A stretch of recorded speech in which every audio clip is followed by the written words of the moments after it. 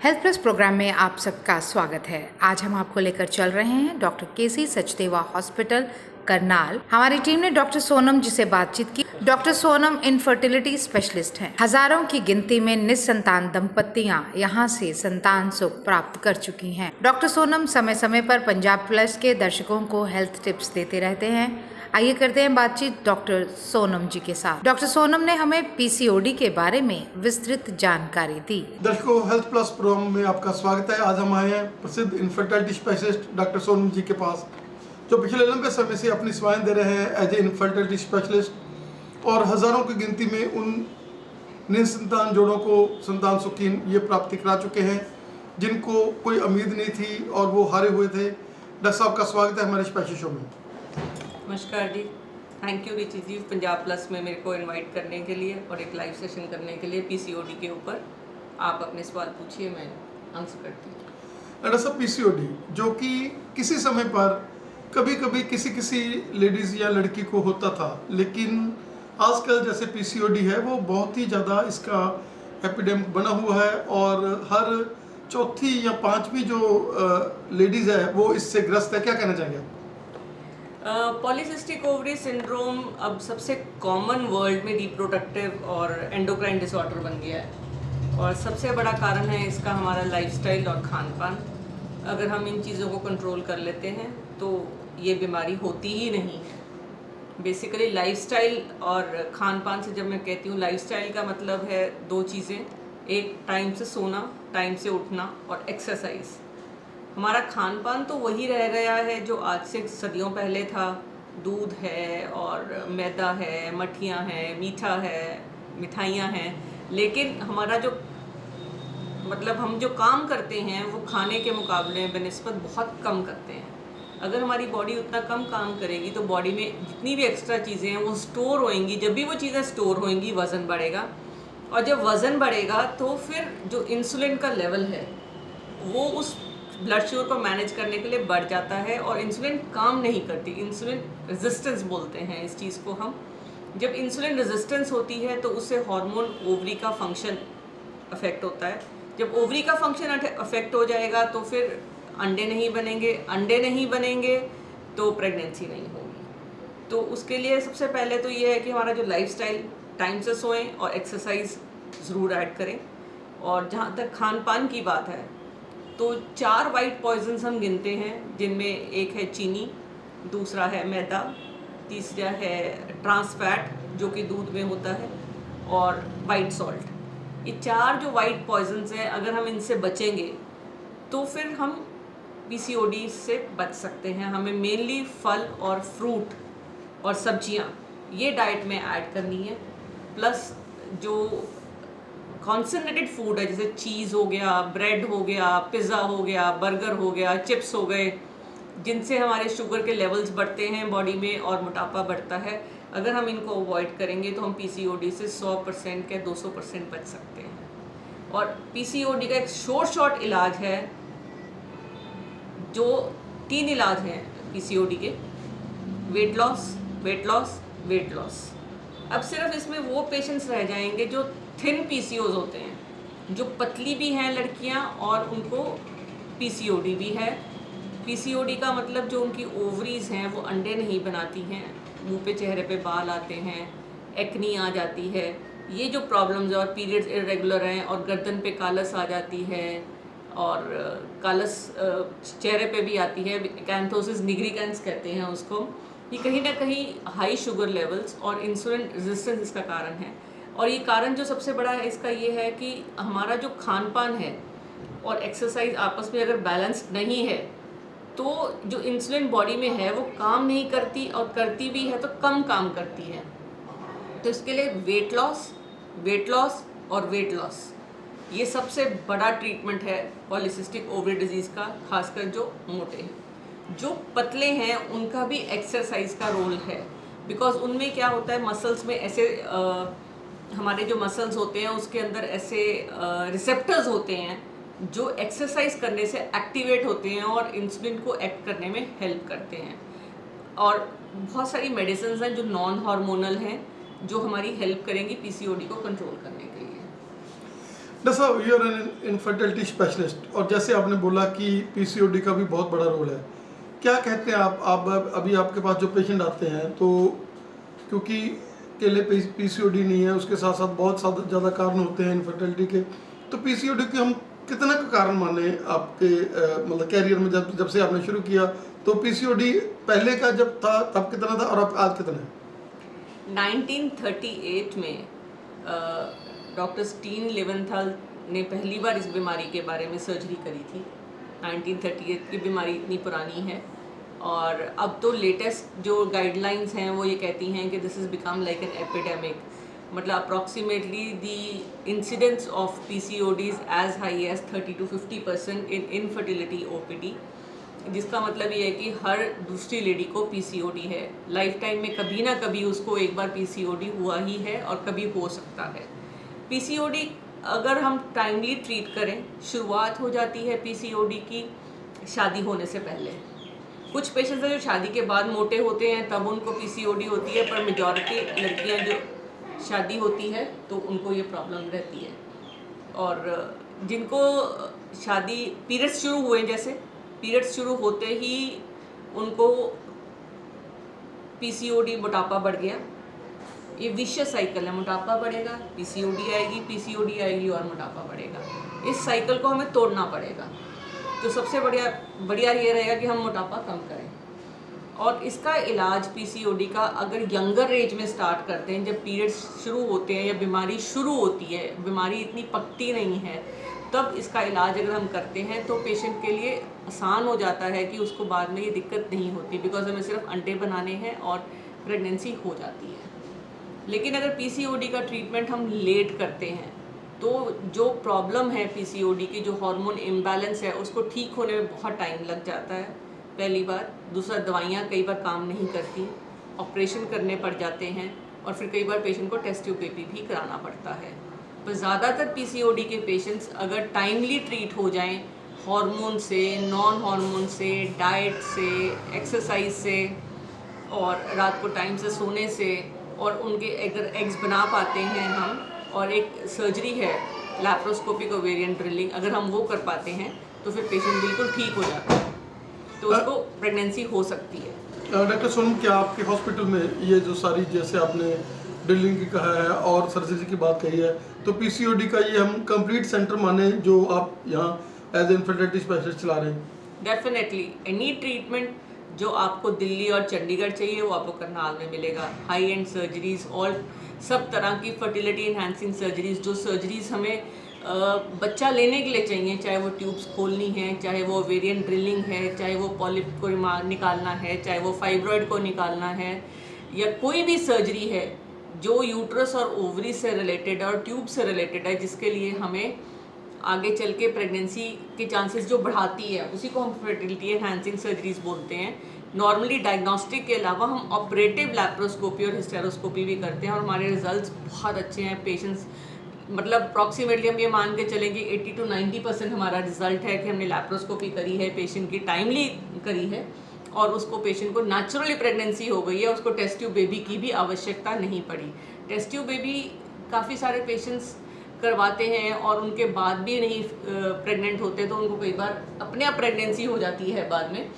लेकिन ये समय की बात है, और टाइमली ट्रीटमेंट ज़रूरी है, बिकॉज बहुत सारा टाइम पेशेंट्स अपना इसलिए ख़राब हो जाता है उनका, बिकॉज उनको सही रास्ता नहीं मिलता कि किस रास्ते पे चलें ताकि उनको प्रेगनेंसी हो जाए।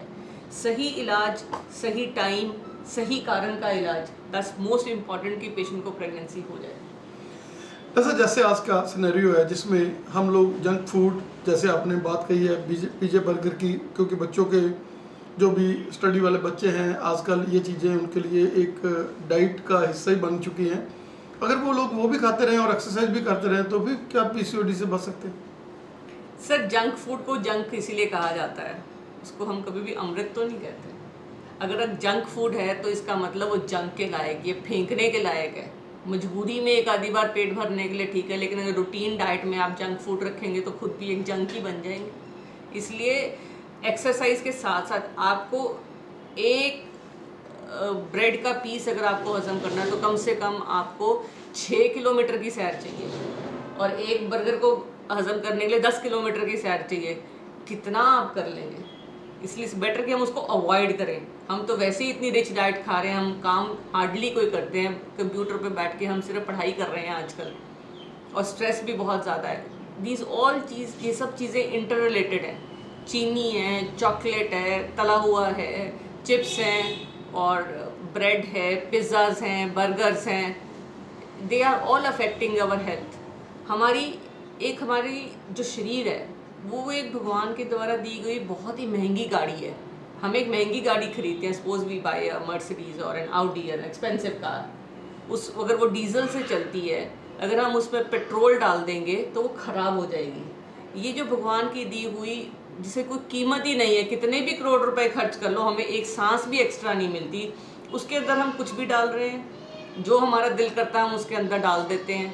तो ये गाड़ी चलेगी कैसे? अगर हम चाहते हैं कि हमारी लाइफ अच्छी हो, हेल्दी हो और हम प्रॉब्लम से बचे रहें, तो बेटर है कि हम अपना खान पान का बहुत ध्यान करें। हम क्या खाते हैं, क्या पीते हैं, इस चीज़ के ऊपर पूरा ध्यान दें। ऐसा जैसे हम पीसीओडी की बात कर रहे हैं आपके साथ, आप हमें बताएं कि पीसीओडी की मतलब ये भी स्टेजेस है किसी तरह की, कि जब पीसीओडी जैसे स्टार्ट होती है तभी पकड़ी जाए तो इसका इलाज संभव है, या मतलब ये भी मतलब अगर वो लोग इसको अवॉइड करते रहें भी, चलो कोई बात नहीं, किसी देसी के साथ कर लिया या किसी आम डॉक्टर के साथ जिनको इन चीज़ों की नॉलेज नहीं है, तो क्या कहना चाहिए? डेफिनेटली पीसीओडी जब शुरू होती है तो इनिशियली जो हार्मोन्स होते हैं वो बैलेंस्ड होते हैं। एलएच और एफएसएच दो ऐसे हार्मोन्स हैं जो बैलेंस्ड हैं। अगर वो बैलेंस उनका ख़राब होएगा तो फिर रेशोज ऑपोजिट हो जाती हैं। एलएच का जो रेशो है, एलएच का जो लेवल है वो बढ़ जाता है। जब वो एलएच का लेवल, ल्यूटिनाइजिंग हार्मोन का लेवल जब बढ़ेगा तो उस लेवल के बढ़ने से क्या नुकसान होता है कि वो अंडा नहीं बनने देती, ओव्यूलेशन नहीं होती। ओव्यूलेशन नहीं होगी तो हार्मोन इम्बैलेंस से प्रेगनेंसी तो बाद में आती है, पहले पेशेंट को मोटापा आना शुरू हो जाता है, चेहरे पे बाल आते हैं, चेहरे पे बहुत सारी फिंसियाँ हो जाती हैं जो बहुत इलाज करने के बाद भी ख़त्म नहीं होती। लोग लेज़र करवाते हैं बाल निकलवाने के लिए, लेकिन अगर जो बाल को हार्मोन सपोर्ट कर रहा है उस हार्मोन का हम सप्लाई कट नहीं करेंगे, फिर बाल ख़त्म नहीं होंगे, फिर बारी बारी आते रहेंगे और हमारा लेज़र भी फेल हो जाता है। और जो फिंसियाँ निकलती हैं जो हाई एंड्रोजन लेवल्स की वजह से है या हाई एलएच लेवल की वजह से एंड्रोजन लेवल बढ़ जाता है, उसको कम करने के लिए बहुत ज़रूरी है कि हमारा एलएच लेवल डाउन हो। एलएच लेवल डाउन दो ही तरीके से, फिर वही diet, lifestyle and medical management. Medicines दो तरह की हैं हमारे पास हार्मोनल मेडिसिन्स हैं और नॉन हार्मोनल मेडिसिन्स हैं। हार्मोनल मेडिसिन्स के थोड़े साइड इफ़ेक्ट ज़्यादा हैं लेकिन रिस्पॉन्स बेटर रहता है, और नॉन हार्मोनल मेडिसिन्स का स्लो इफ़ेक्ट रहता है पर वो वेट लॉस हेल्प करते हैं काफ़ी ज़्यादा। तो इसलिए बहुत ज़रूरी है कि पेशेंट इस चीज़ पे ध्यान दे कि वो चाहता क्या है, टारगेट क्या है पेशेंट का। जो भी टारगेट है, टारगेट ओरिएंटेड पीसीओडी ट्रीटमेंट हम कर सकते हैं। लेकिन अगर हम चाहते हैं कि पेशेंट का ट्रीटमेंट परमानेंट हो जाए, उसको ये पीसीओडी बारी बारी तंग ना करे, तो रिप्रोडक्टिव एज जब उनको बच्चे चाहिए तो एक लैप्रोस्कोपिक ओवेरियन ड्रिलिंग प्रोसीजर है वो हम कर सकते हैं, जिससे कि पेशेंट को बहुत फ़ायदा होता है। लैप्रोस्कोपिक ओवेरियन ड्रिलिंग एक प्रोसीजर है जो बहुत सोच समझ के करना पड़ता है और उन पेशेंट्स को ऑफ़र किया जाता है जिनका हम दूरबीन से ऑपरेशन करते हैं और साइमल्टेनियसली उनको पीसीओडी है, तो उसका इलाज हम साइमल्टेनियसली हम सेम सिटिंग में कर सकते हैं।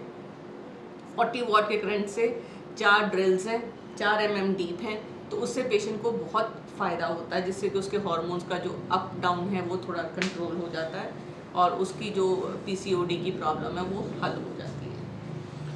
डॉक्टर साहब, अगर ये विकराल रूप धारण कर जाए पीसीओडी की, मतलब नहीं मतलब पता चले उनको, और जैसे आप बोल रहे हैं कि ड्रिलिंग के ऊपर आना पड़े उसको, तो क्या ये मतलब उसके बाद प्रेगनेंसी, आपने तो इतना आपका एक्सपीरियंस है, तो क्या उसके बाद फिर ये जो इतना बड़ा परेशानी होती है उसमें ये रिमूव होकर और प्रेगनेंसी के चांसेस फिर से हो जाते हैं? देखिए सर, पीसीओडी में हम अंडेदानी रिमूव नहीं करते हैं, हम उसका साइज़ छोटा करते हैं, बिकॉज अंडेदानियाँ बड़ी हो जाती हैं और उनके हार्मोन, जो बड़ी अंडेदानियाँ हैं, जो पानी की छोटी छोटी रसौलियाँ रहती हैं, उनको अंडेदानी निकालने से पर्पस हल नहीं होगा, उनको छोटा करना पड़ता है, उनको ड्रेन करना पड़ता है। एक चीज़, अंदर जो स्ट्रोमा है जिसमें से एंड्रोजन लेवल्स निकलते हैं, उसको हमें करंट से डिस्ट्रॉय करना पड़ता है टू अ लिमिटेड एक्सटेंट के ओवरी का फंक्शन कम ना हो। पहली बात ये। दूसरी बात ये है कि लॉन्ग रन में पीसीओडी अगर यंगर एज ग्रुप में है और अगर आपको बच्चे भी हैं तब भी पीसीओडी से ख्याल करना है, बिकॉज आगे चल के आपको एंडोमेट्रियल कैंसर होने का डर रहेगा, आपको डायबिटीज़ होने का डर रहेगा, हार्ट डिजीज़, हाइपरटेंशन, ये पीसीओडी के साइड इफ़ेक्ट्स हैं।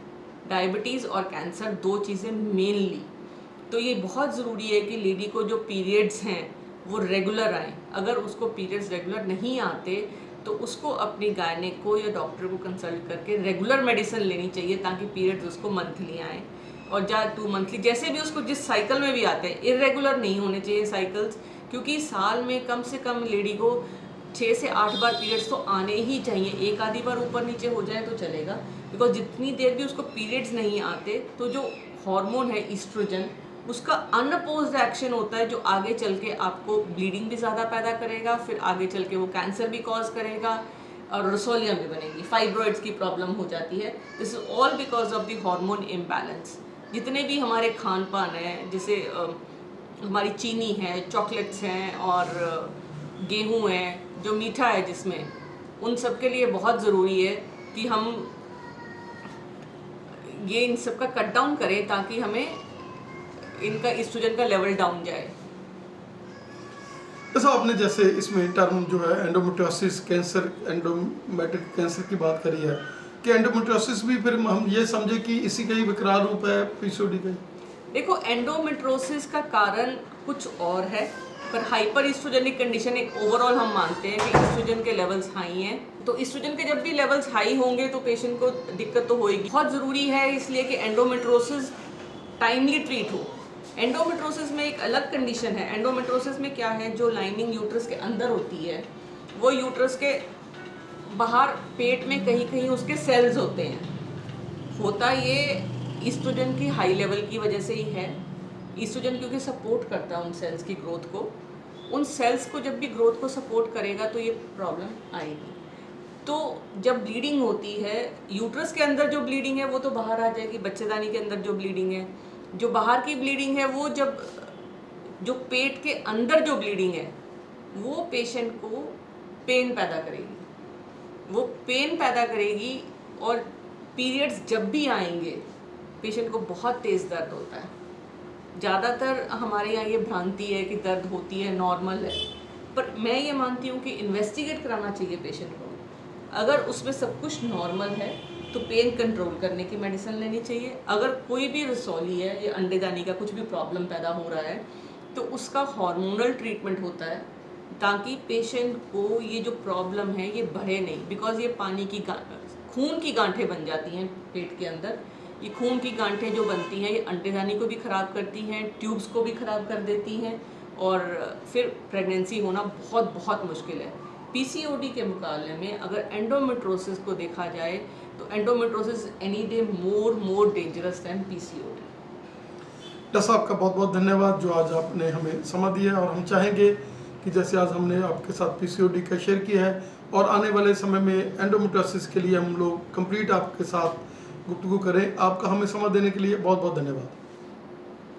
थैंक यू रिची जी। अगर मेरी इस डिस्कशन से पेशेंट्स को फ़ायदा होता है या गर्ल्स में अवेयरनेस पैदा होती है, आई वुड बी लकी। मतलब मैं ये बहुत खुशनसीब समझूंगी अपने आप को कि एटलीस्ट मेरे इस आपके इस अवेयरनेस कैंपेन से लोगों को हेल्थ के बारे में ज़्यादा पता चलता है, क्योंकि पहला सुख निरोगी काया है। और लड़कियों को हमें ये समझना पड़ेगा, लड़कियों की जो हेल्थ है वो जैसे ही उनकी मेंस्ट्रुअल हिस्ट्री स्टार्ट होती है उनकी हेल्थ स्टार्ट हो जाती है। तो उनका एचबी मेंटेन करना, उनका पीसीओडी कंट्रोल करना, उनका एंडोमेट्रोसिस को ठीक रखना, ये सोसाइटी में एवरीबडी, पेरेंट्स को भी, डॉक्टर्स को भी और पेशेंट्स को खुद चाहिए कि वो अपनी सेहत का खुद ख्याल रखें। And thank you Punjab plus for giving me this chance. दर्शकों, जैसे कि डॉक्टर साहब हमारे साथ बने हुए हैं, बहुत ही समाज सेवी हैं ये, और आने वाले समय में ये कॉलेजों में लोगों को अवेयर करने के लिए भी एक कैंपेन चला रहे हैं, और कैंप्स का भी ये ऑर्गेनाइज करेंगे। हमारे ये जो डॉक्टर सोनम फर्टिलिटी सेंटर के नाम से, आप करनाल के नाम से आपने ऑनलाइन आप जाकर इनका फ़ोन नंबर भी आप ले सकते हैं। डॉक्टर साहब, क्या फ़ोन नंबर आपका? फ़ोन नंबर जो हमारा हेल्पलाइन नंबर है 720-610-6266।